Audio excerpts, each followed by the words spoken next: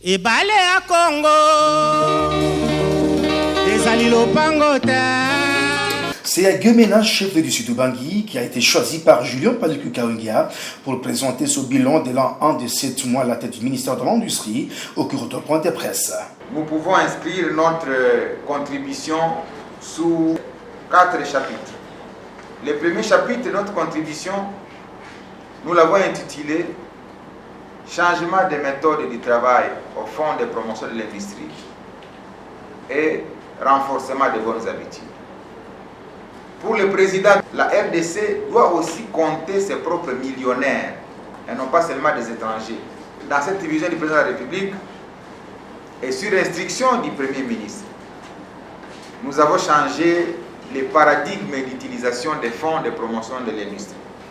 Nous avons levé un des obstacles majeurs en prenant la décision de pouvoir, réduire les taux d'intérêt pour accéder au financement du fonds de promotion de l'industrie.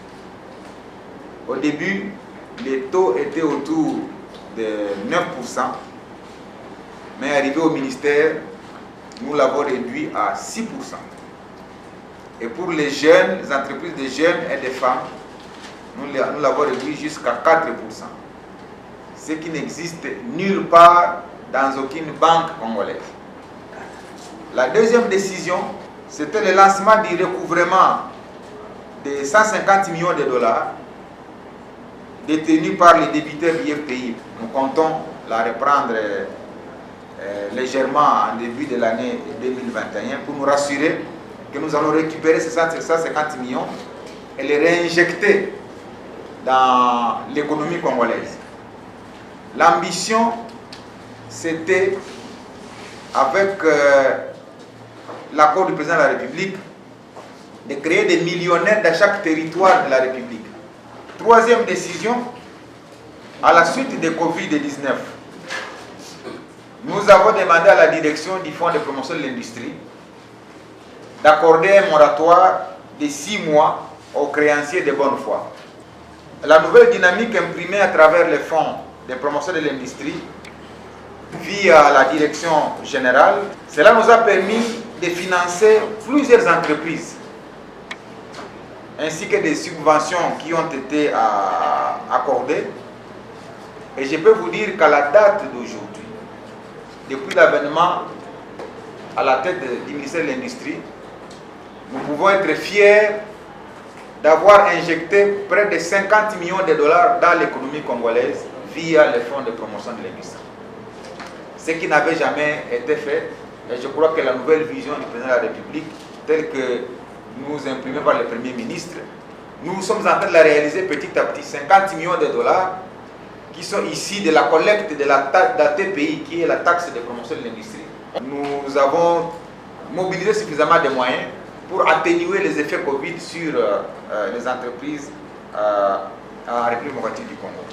Le deuxième chapitre, je l'ai intitulé « Le réveil de l'invention et de l'innovation congolaise ». Le 18 décembre 2019, nous avons organisé la première masterclass de l'inventeur et de l'innovateur congolais, ce qui nous a permis d'identifier près de 300 inventeurs congolais au départ, dont 100 ont été sélectionnés et ils sont arrivés à Kinshasa pour participer au concours. L'objectif en fait c'était de sortir de l'ombre tous ces inventeurs, tous ces innovateurs, en les faisant découvrir aux Congolais et au monde entier. Le deuxième, c'était de mobiliser les ressources de financement. Et là, nous avons eu un premier résultat, c'est que l'Organisation des Nations Unies pour le développement industriel, qui a participé à cette activité, qui était l'une des grandes et premières activités en RDC, nous a promis 9 millions de dollars pour financer ces jeunes gens. Et sur place, le FPI également a annoncé 2 millions de dollars, ce qui a donné un total de 11 millions de dollars pour financer tous les jeunes. Mais la deuxième édition, nous allons l'organiser cette fois-ci en 2 phases. La première phase, ça sera d'organiser la sélection dans chaque province. Et ces inventeurs et innovateurs sélectionnés dans chaque province vont remonter maintenant au niveau central pour que nous fassions maintenant la sélection au niveau de la République. Ce sera une manière de faire participer toute la République et de découvrir les inventeurs et les innovateurs congolais parce que nous avons déjà un fonds pour leur financement. Pour le président de la République, en créant le ministère de la classe moyenne, c'est de dire dans ces pays, si on ne sait pas évoluer, c'est parce qu'effectivement on n'a pas cette classe moyenne. Donc ces jeunes-là ont été sélectionnés à Kinshasa et ils ont eu des prix. Je peux vous le dire, le prix des 10 premiers valait entre 5 000 et 10 000 $ pour qu'on appuie leurs activités. Les 90 autres qui ont participé, chacun quand même a eu un encouragement de 1 000 $ pour les 90 autres. Alors, troisième chapitre de ma contribution ou de notre contribution au programme du gouvernement, je le situe au niveau structurel.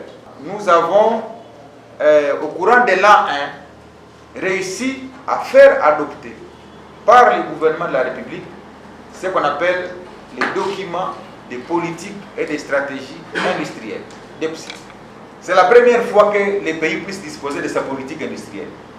Tout le temps, les pays naviguaient à vue. Même quand nous avions des réunions internationales, on disait, mais quelle est votre politique, vous la RDC, sur le plan industriel? Et ces documents a une douzaine de stratégies, 3 axes stratégiques. Nous voulons faire de la République démocratique du Congo un pôle économique et industriel. C'est le sens d'ailleurs de notre présence ici au sud du Bangui.